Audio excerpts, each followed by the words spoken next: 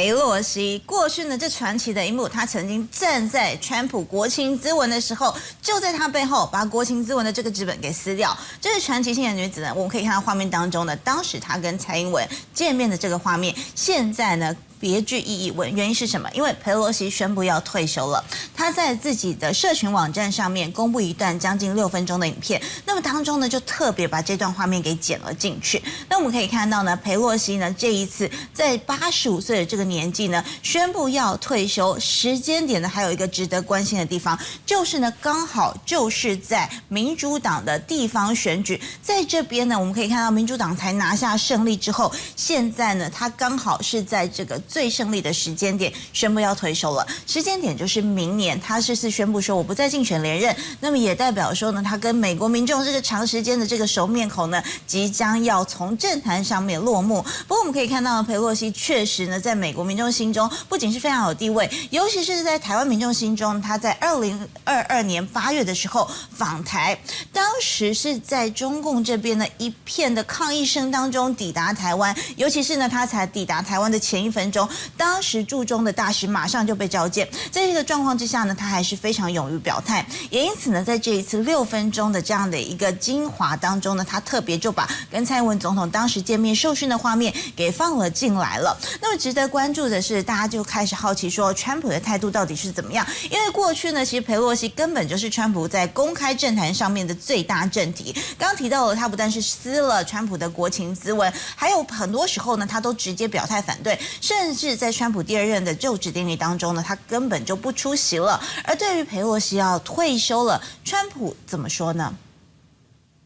Nancy Pelosi's retirement. I think she's an able woman. I'm glad she's retiring. I think she did the country a great service by retiring. I think she was a tremendous liability for the country.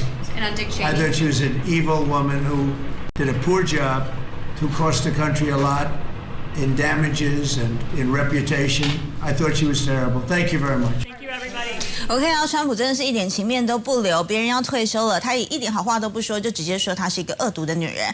看起来呢，确实是积怨很深，但是也有可能是迁怒，因为川普最近真的压力非常大。高等法院现在要判断说他的关税战到底是合不合理，尤其是我们可以看到呢，如果说现在高等法院不站在他这边，过去从今年4月开始他打的所有的关税战将会即将被推翻。那么尤其是呢，在关税的部分呢，川普就赶快帮自己背书了。他说，如果你是推翻关税的话，将会带来极大的破坏。尤其是我们可以看到，美国时间在5号，当地的时间5号，就对于这件事情呢，高等法院做出了3个小时的辩论，目前结果还没出来。不过我们可以看到呢，现在在法院这边，自由派跟保守派的这个大法官呢，就针对这件事情争论不休。而川普则是辩称说，我是为了全世界好，应该要站在我这边。以上是本节的这部话题。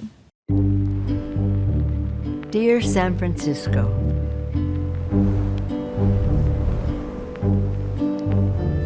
we are fortunate to live in the most beautiful, remarkable place on earth. But the true magic of San Francisco, the San Franciscans. There's a reason why our city has always been synonymous with the future. Here we don't fear the future, we forge it.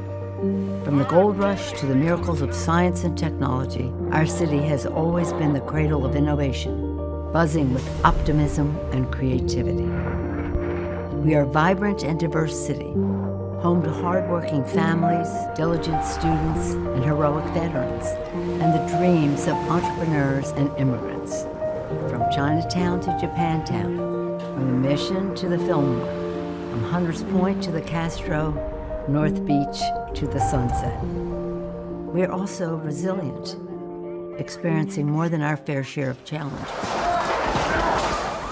When the Loma Prieta earthquake struck, we brought in federal support that ensured we would not just recover, but reimagine the South of Market neighborhood. And of course, HIV/AIDS tested our city to its core. But out of our agony came action. Under the leadership of UCSF and San Francisco General, we pioneered comprehensive community-based care, prevention, and research. That very system served as a model as we wrote the Ryan White Care Act, which still ensures access to life-saving medical care nationwide. Fittingly, our city is home to the National AIDS Memorial Grove, a place of renewal where we remember the loved ones we lost. For decades, I've cherished the privilege of representing our magnificent city in the United States Congress. It seems prophetic now that the slogan of my very first campaign in 1987 was, "A voice that will be heard." And it was you who made those words come true. It was the faith that you had placed in me and the latitude that you have given me that enabled me to shatter the marble ceiling and be the first woman Speaker of the House, whose voice would certainly be heard. It was an historic moment for our country, and it was momentous for our community, empowering me to bring home billions of dollars for our city and our state. With these resources, we have powered enormous progress.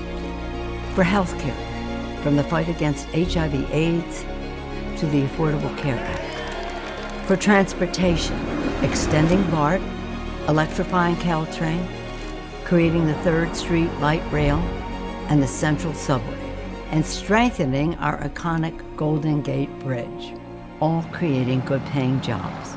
For housing, enabling nonprofits to build affordable, low-income, community-based housing with the low-income housing tax credit.